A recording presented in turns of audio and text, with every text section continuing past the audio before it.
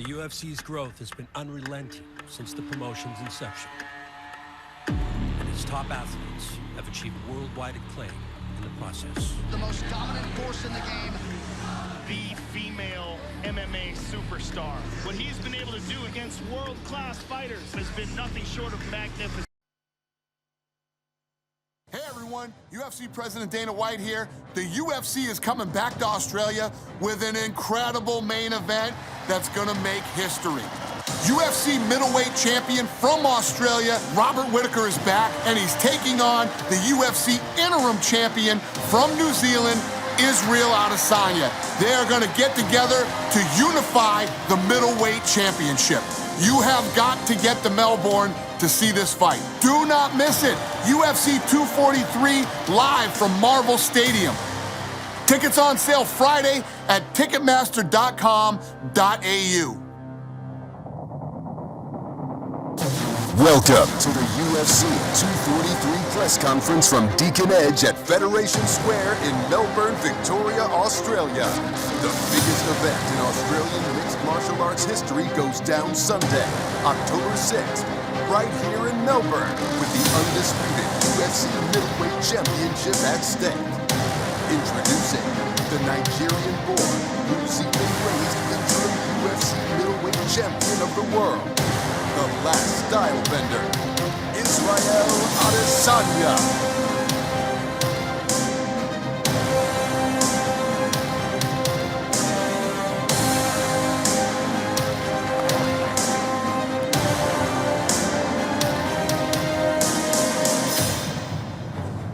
And here is the Reaper, also born in New Zealand, but fighting out of Sydney, Australia, riding a 9-fight win streak, including back-to-back wins over Yoel Romero.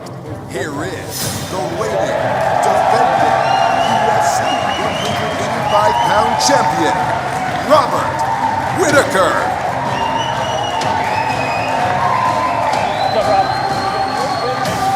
Let's get that bump up.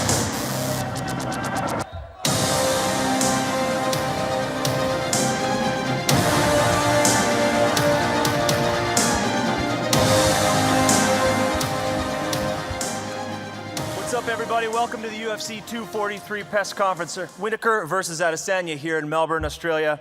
Thanks, first of all, to all the fans who've showed up and, of course, all the media. I'd like to also welcome Simone Bailey, the Victorian Professional Boxing and Combat Sports Commission, and like to acknowledge and warm thanks to the Minister of Sport, Major Events of Tourism, the Honorable Martin Pakula, and the CEO of Visit Victoria, Peter Bingaman. UFC 243, Whittaker versus Adesanya, takes place Sunday, October 6th.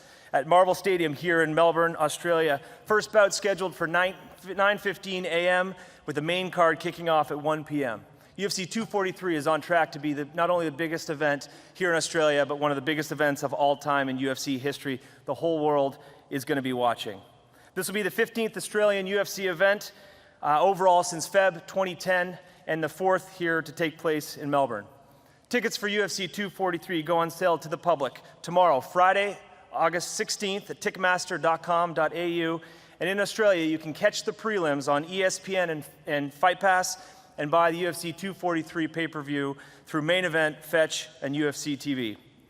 Now I'd like to open it up to the media for some questions, please.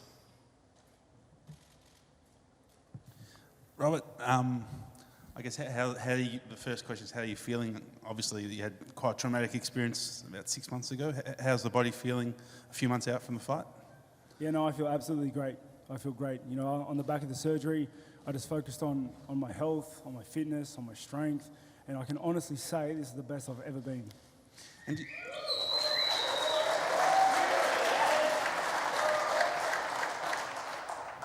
it obviously must have been quite a frustrating experience for you, in front of a home crowd. Do you sort of, is there a sense that you feel like, you want to sort of make it up to the Australian and the Melbourne crowd and give them a bit of a show this time around? 100%. I feel Melbourne is owed a show, and I intend to bring it.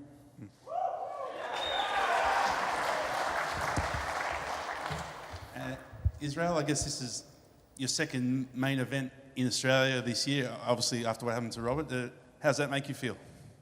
It was cool, I got to headline next door at Rod Laver Arena against one of the best of all time. And right now, he's the guy with the belt, and I get to do the same thing again in Melbourne another time.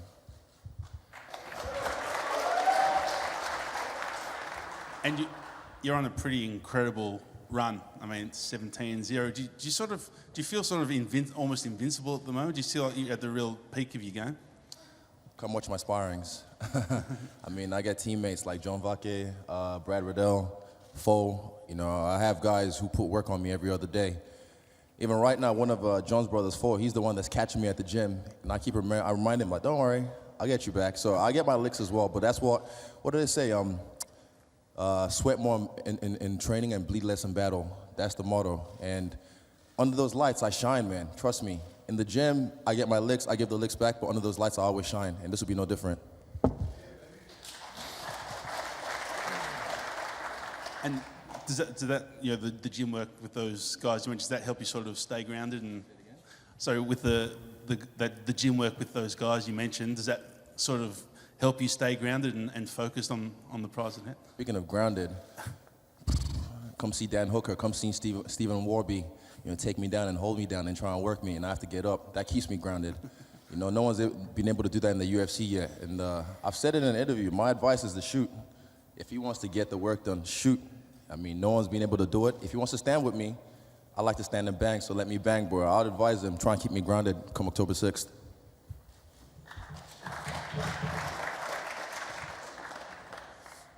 I guess, Robert, thanks to all 5 people that clapped. I appreciate that. I appreciate that. Appreciate you all. Robert, you're also on quite a big winning streak yourself. It's been over 5.5 years now. Do you also sort of feel at the sort of top of your game right now in your career? You know, I feel great in the sense of overcoming adversity such as the surgery and getting back to where I am right now. Honestly, I think in peak condition. But that left a really sour, bitter taste in my mouth. And yeah, I just can't wait to get back in there. And I mean, it has been 16 months since your last fight, and in that time, Israel's fought 4 times. Do you think that gives Israel an advantage, or you don't really see that as much of an issue? Mate, Israel's on a tear. You know, he's tearing through the ranks. He's the interim champ at the moment, and yeah, you know, he's put in work.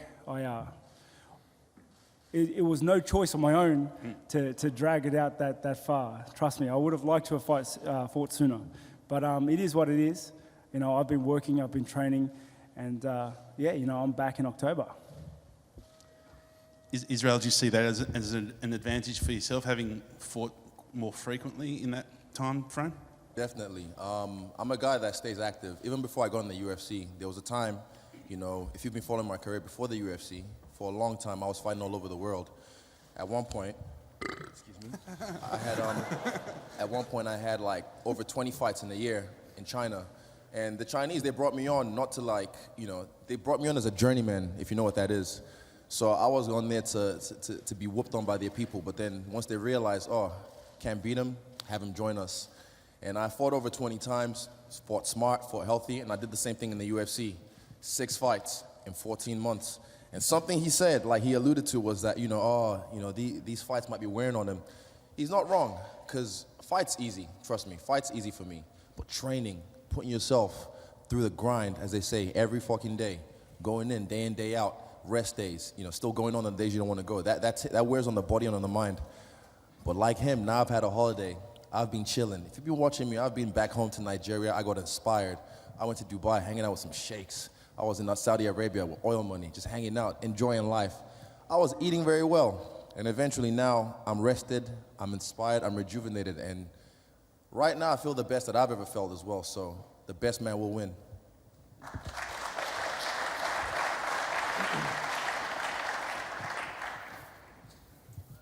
Just got a question for Rob. Just with your abdominal injury, has it sort of changed how you're going to approach your camp going into this fight? No, you know, I was very fortunate in the fact that they got onto it when they did. I didn't suffer any like long-term implications. So the surgery was a complete success. I focused on rehab and then prehab and strength conditioning, and I'm the best I've ever been. I said it before. just to Israel. So, Is that something you're conscious of, though, that he has, been so long out of the game and coming back from it? I'll tell you one thing as well. In 2012, I was walking down Queen Street. I had a good night out in town. I was a young boy. And then it was me versus 4 dudes because they got all racist. You see the other guys. But I had my jaw broken on the left side. It's 2 plates, 4 screws. So if he wants to target that, he can target that. But make no mistake, I don't care if he's had his leg broken, his anything. I was going to hit the body. I was going to hit the head, hit the legs, hit the chin, anywhere. So I don't really focus like, ooh, he's got, some kind of fault in the stomach. I'm good at body shots. Why wouldn't I use them just because, he might have had a surgery or whatever? I'm going to target everything, and I don't favor it. My hands don't discriminate. I go for everything. Rob, can I ask you, and Israel as well, the fact that both of you are fighting for a world title for UFC, what does that indicate about the health of the sport in Australia and New Zealand, and why do you think it is so popular locally? I'll take that one. So, UFC 193, that was at, back then, Etihad Stadium. Now it's Marvel Stadium. And I remember I was in the nosebleeds, and I remember the feeling of that arena. They had to have, people from outside headline the card and stack the card up, and it was a great card. But now, we're stacking this up with people from our own side of the world. That shows you that it's thriving, and even, 17 since 2010, he said, we're still growing, They're sleeping on us down under, but they'll soon find out. And we're gonna blow this. I think we can sell this bitch out, honestly, fast. And we've got 2 guys from this side of the world. We've got the rivalry between Aussies and Kiwis, started off with Pavlova. It's not gonna end here, I'll guarantee you that. You want to take that one? Yeah, that's been my biggest focus on for the whole fight, is that we are coming back to Australia at a bigger venue. We have a chance to make UFC history, and it's all kept down in this part of the world. It's one of the most anticipated fights. I think it'll be the biggest event in combat sports for this part of the world, and I really look forward to the growth of the sport after this, for the sport itself and for the athletes, more importantly. Why do you think it is so popular in Australia?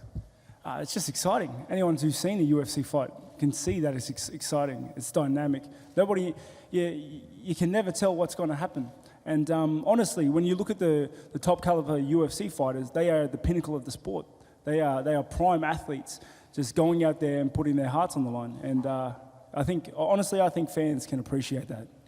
Will you have playing on your mind your physical problems? Does it? I know you say physically you've recovered, but how does it affect you mentally out there? Mentally, I'm great. Honestly, it's one of those things that I just believe sometimes shit happens, and it is what it is. You just got to get through it. You get back on the horse, you get back to training, and you get back to work. And that's how I've been always, and I look forward.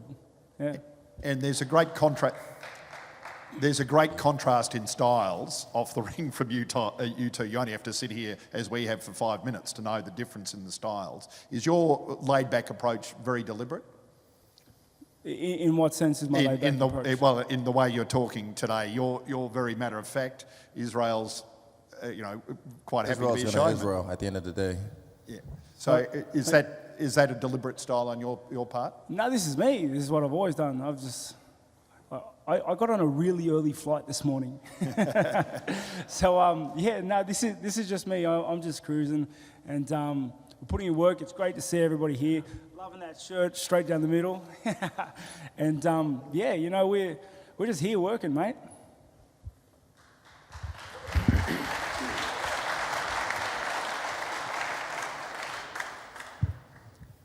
Robert, they're talking about 60,000 people at Marvel Stadium for this bout. How exciting is that? I mean, you've clearly got a lot of support in Melbourne as it is. Yeah, that's unreal. It is unreal. Like I said before, that I feel I owe the Melbourne crowd a show. And to be able to come back on a grander scale with a more anticipated fight just makes me ecstatic. I really do look forward to making UFC history and just bringing the biggest event in combat sports to this side of the world.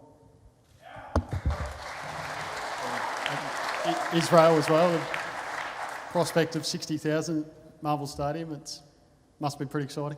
Yeah, like I said, I was there back then when that happened, when the biggest show was in Australia, and I was in the nosebleeds. You know, I was watching it with one of my boys, Tom VDK, who passed away as well, and Josh Wallace, and we were way back there in the nosebleeds. We talked about this before I got in the UFC. Now, even he fought on that card, and I didn't remember who he fought. I remember Mark Hunt knocked out Bigfoot Part 2. Can't remember anything else, but yeah, I was back there in the nosebleeds, but this time I'm going to be front and center, making nosebleeds.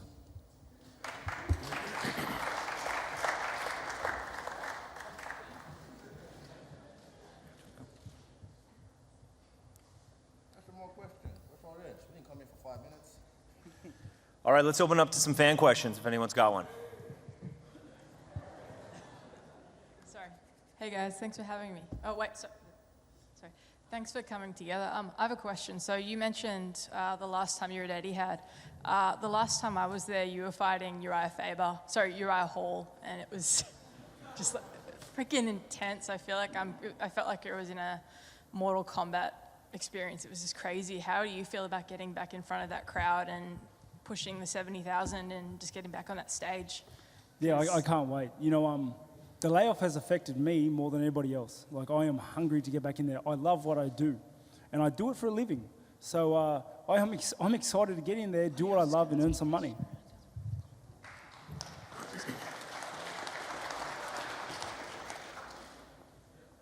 Sir. So Israel, mate, got any fancy dance moves you're going to do before the fight? Because get rid of those nerves. For me, dancing is mainly for me. Example, UFC 230, I was coming out to Smile Bitch at New York, Madison Square Garden, and I thought I was going to come out and just chill and just walk, because I never really pay attention to anything else around me. And the Holy Ghost caught me, and I started flowing. So whatever my ancestors bring me, I'll let that flow through my body. Nice. And Reaper, nice to meet you, mate. I'm pretty nervous in front of you, mate, so good You're to talk right, to you. mate. But you've got the old belt there. Mm. See, Israel doesn't have the new belt. Not sure why, but... I didn't want to bring, I retired that belt about 2 months ago. I haven't seen it. It's gathering up dust in the gym somewhere, because I say, he's the undisputed champion, you know? Make no mistake about that. Well, actually, he was the interim champion. Let's not make mistakes about that. He was the interim champion. And now, somehow, by some snakes and ladders, you know, king me or whatever, he became the undisputed champion. I didn't hear what you said. Say it again. Say it again. Hey, what? Blah, blah. English. It took her there. English. I can't hear you properly. Again, use your words. Enunciate. I can't hear you. Wait. Quiet. Say it again. Well, I didn't ask the question. I can't hear you. English. Let him talk. All right, next question. Enunciate. So, how are you going to feel taking the new belt? Yeah, Can I go? You know, the belts have never really been a part of like the thing that drives me to fight. Like, I've never been huge on the belts or winning belts. You know, it's just I just want to win the next fight, like a lot of other fighters do, and in doing that, you end up getting one. So yeah, I like his new shiny one. I would like to try to take it off him in October, and you know, like you said earlier, let the best man win. You'll still be in the chair and still. Thank you. I appreciate it, guys. All right, who's next? Hey guys, this is a question for Rob and Izzy. Rob, what did you think of Izzy's last fight, and did you see any holes you'd look to exploit? And then the same for Izzy from Rob's last fight. Yeah, I thought it was a great last fight of Adesanya. I think, honestly, it was one of the fights of the year. I thought it was a war. I'm not gonna sit here and say I saw holes. I saw stuff that I'm gonna try to exploit, and I'm sure he saw stuff as well. And it's a fight at the end of the day. You know, every fight's different. I'm gonna go in there and I'm gonna do what I do best, and I'm gonna give it everything I have. And yeah, I'm just gonna leave it at that.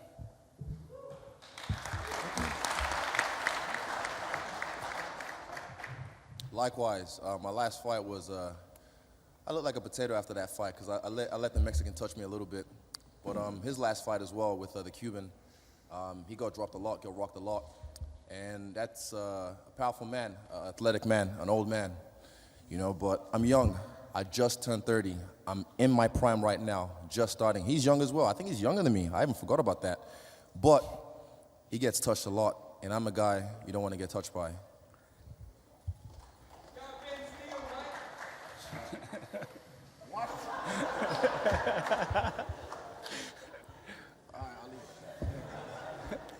If you're gonna talk as a fan, just please use your words, enunciate, and so everyone can hear the banter you have. All right? Don't just talk and then sit down and be quiet. Say something. Yeah, you're on too. I heard you, mate. Don't worry about it.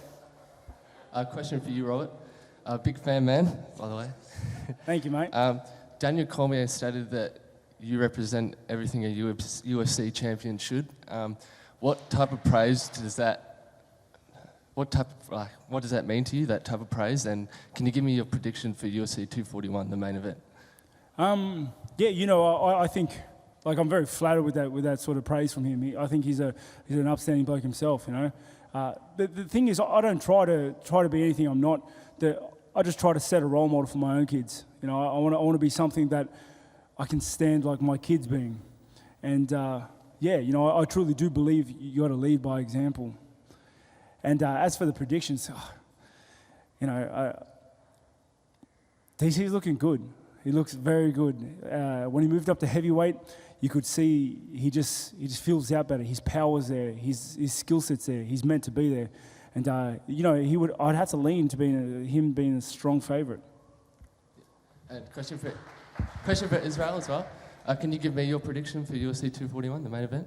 Nope. It's a great fight, but I'm back in DC. But anything can happen at heavyweight. So yeah, I'm back in DC, but you never know. Thank you. Who? Who? John Jones. Never heard of him.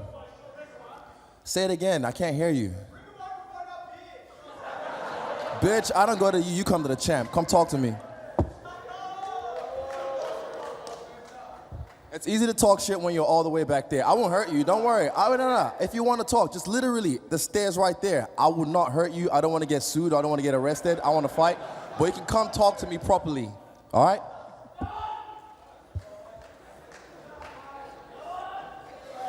All right, buddy, over here.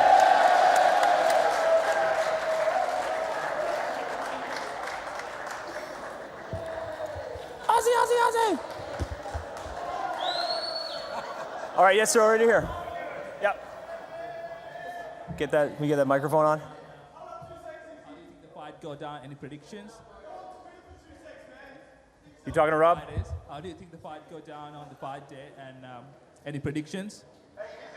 It was cutting out. Can you All right.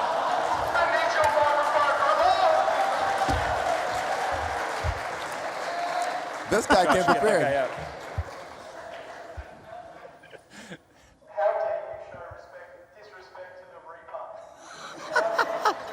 Well, shh.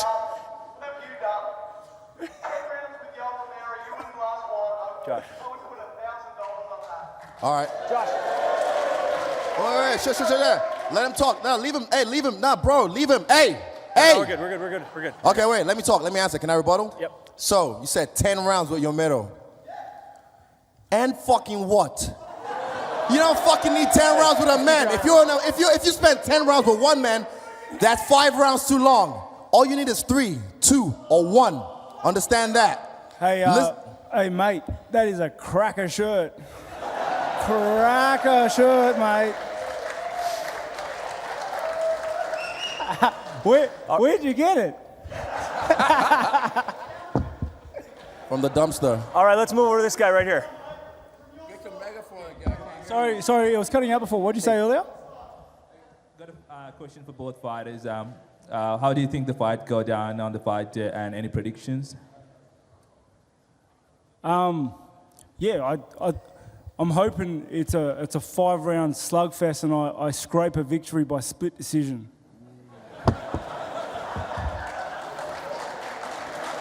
All right. You want to answer that too? For me, I might take him down and lay a prayer for 5 rounds. Because GSP's done it. GSP built a whole career off it, so yeah, I'm gonna implement that as well. All right, we'll take one more question, and not from the guy up top. Come on. Kia ora, bro. Rob, first and foremost, from all the way from New Zealand, representing the Kiwis here. Proud of both of you. Hikakwe. I'm proud, but obviously my heart has to go with Israel. Brother, we're so proud of you, bro, how far you've come. Same as you, Rob. But until you put the flag up for Aussie, you know what, my heart shifted to the sky.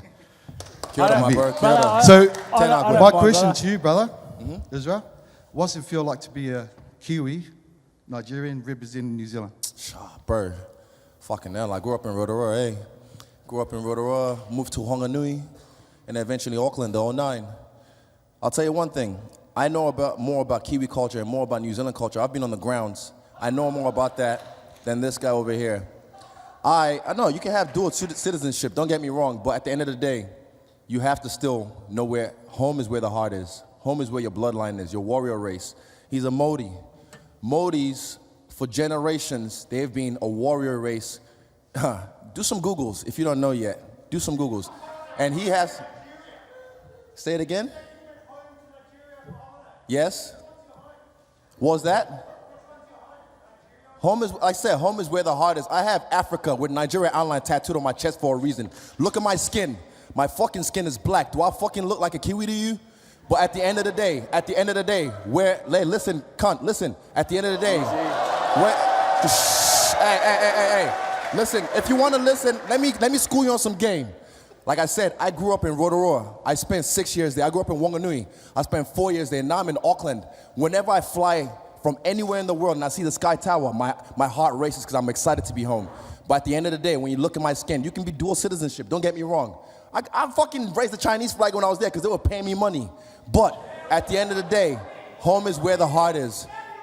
All right, here we go. We're gonna face these guys off for a sec. No, we're good. And then, thank you very much. I love that cunt. Tickets on sale tomorrow.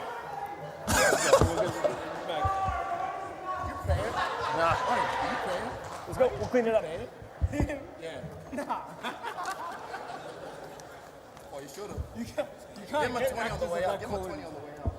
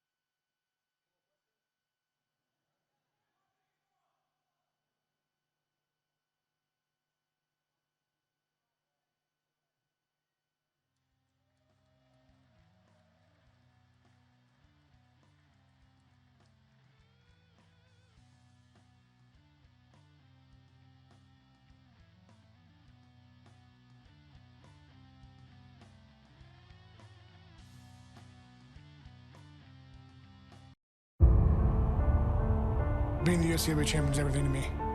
Something I've been working for since day one. All the sweat, tears, and blood to reach one goal. Oh, that's it! the first man to defend the heavyweight title 3 times. Oh! He is the most accomplished heavyweight champion in the history of this sport. All good things come to an end. Never before has a UFC light heavyweight champion moved up to challenge the active heavyweight champion. That is our reality here and now. Oh! Cormier knocks Miocic down! UFC history! Stipe Miocic set a new standard for this division, and Daniel put all of that to bed. History in the making, Daniel Cormier, one of the greatest of all time! I know I'm a better fighter, and I'm gonna prove it. He'll get his rematch now. I'm gonna put it on him again. Let's go! This summer, Daniel Cormier will defend his UFC heavyweight title against the man he took it from, Stipe Miocic. He's done things that no one had ever done before, but I just don't think he's good enough to beat me. Daniel Cormier, one of the greatest of all time! I fought my whole life. No time I can't do, tell me because I'm gonna shut you up. Oh, he's out! He's out! We go out there, I'm gonna smash him, and I'm walking out with my belt. I'm going to beat Stipe Miocic again. Oh, he's hurt! And this time, I not only beat him in the fight, but I ruined him. This fight is for history. This one's gonna really stick with him for the rest of his career.